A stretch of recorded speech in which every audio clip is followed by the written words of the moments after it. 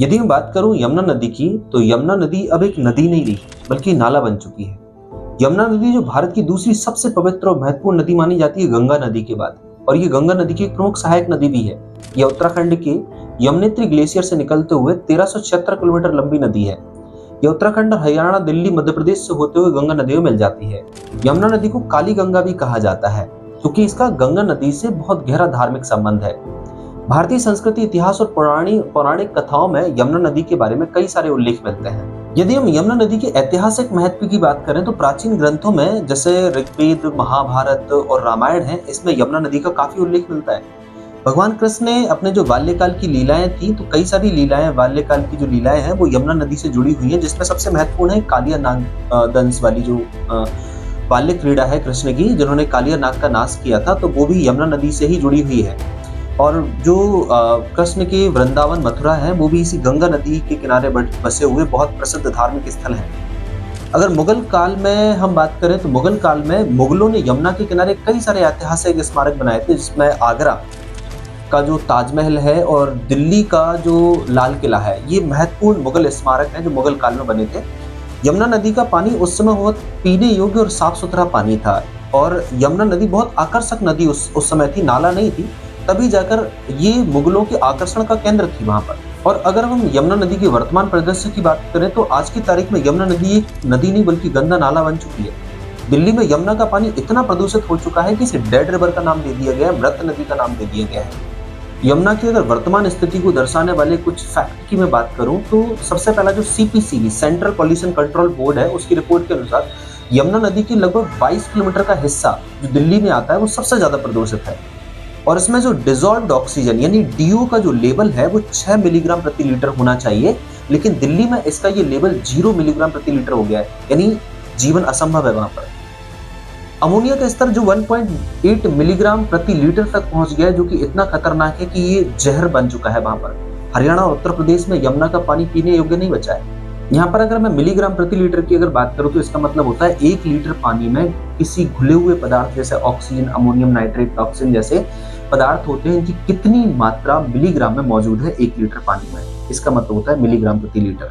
पानी की गुणवत्ता मापने के लिए मिलीग्राम प्रति लीटर कैसे काम करता है, या कुछ अगर हम रासायनिक पदार्थों की बात करें कि कितने कौन से जो है रासायनिक पदार्थ कितनी मात्रा में होंगे तो जहरीले होते हैं, तो इसके कुछ एग्जांपल से मैं समझाता हूं आपको। पहला जो फैक्टर होता है DO, जिसको हम डिसॉल्व्ड ऑक्सीजन भी कहते हैं, ये अगर 6 से 8 मिलीग्राम प्रति लीटर है तब तक तो ठीक है, लेकिन अगर ये 4 मिलीग्राम प्रति लीटर से कम हुआ तो ये जल जीवन को प्रभावित कर सकता है। दूसरा होता है BOD, बायोकेमिकल ऑक्सीजन डिमांड। अगर ये 3 मिलीग्राम प्रति लीटर से कम हुआ तब तक तो ठीक है, लेकिन अगर ये 3 से बढ़कर 5 मिलीग्राम प्रति लीटर और उससे भी अधिक अगर पहुंच गया तो ये जल प्रदूषण के लिए सबसे अधिक खतरनाक माना जाता है। तीसरा होता है COD, केमिकल ऑक्सीजन डिमांड। अगर ये 20 मिलीग्राम प्रति लीटर से कम है तब तक तो ठीक है, और अगर ये 250 मिलीग्राम प्रति लीटर या उससे ज्यादा पहुंच गया तो ये पानी को जहरीला बना देता है। चौथा फैक्टर जो होता है pH फैक्टर, pH स्तर की हम बात करें तो ये 6.5 से 8.5 के बीच होना चाहिए। इससे अधिक या कम हुआ तो ये अम्लीय, क्षारीय हो जाता है, जो भी पानी को खराब कर देता है और ये पीने योग्य नहीं रहता है। अमोनिया की अगर बात करें तो अमोनिया जो 0 से 0.5 मिलीग्राम प्रति लीटर होना चाहिए, और अगर ये 1 मिलीग्राम प्रति लीटर से अधिक होता है तो ये पानी को पूरी तरीके से जहरीला बना देता है। सबसे महत्वपूर्ण फैक्टर होता है TDS, टोटल डिसॉल्व्ड सॉलिड्स।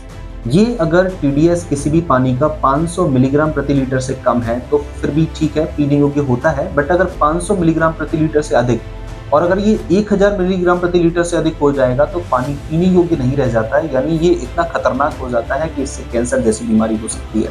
अब अगर हम यमुना प्रदूषण के मुख्य कारणों पर अगर बात करें तो दिल्ली का जो गंदा पानी और सीवेज है वो दिल्ली में लगभग 22 बड़े ड्रेनेज नाले यमुना में गिरते हैं। लगभग 600 मिलियन गैलन जो सीवेज होता है यमुना नदी में गिरता है। अगर हम यमुना के प्रदूषण के मुख्य कारणों पर बात करें तो दिल्ली का नाम सबसे ऊपर रहेगा इसमें, क्योंकि दिल्ली का जो लगभग 22 बड़े ड्रेनेज हैं, नाले हैं, वो यमुना में जाके गिरते हैं। तो लगभग 600 मिलियन गैलन सीवेज रोज यमुना में बहाया जाता है दिल्ली से। औद्योगिक कचरा, हजारों कारखाने और फैक्ट्रियां जो यमुना नदी के किनारे बसे, जिन पर सरकार को कोई कंट्रोल नहीं है, और जो भी अगर कुछ प्रोसेस कार्रवाई चल रही होगी तो बस कागजों में सिमट कर रह गई है। फैक्ट्रियों का जो रासायनिक तेल और जहरीले पदार्थ है वो डायरेक्ट सीधे ही यमुना में छोड़ दिए जाते हैं, जिससे कि यमुना की आज ऐसी स्थिति हो गई है। कृषि अपशिष्ट और केमिकल्स की बात करें तो कीटनाशक और रासायनिक खाद जो भी प्रयोग में लाए जाते हैं वो सीधे यमुना नदी में जहरीले तत्व बनकर उगल जाते हैं और यमुना नदी की हालत आज इस तरह की हो गई है।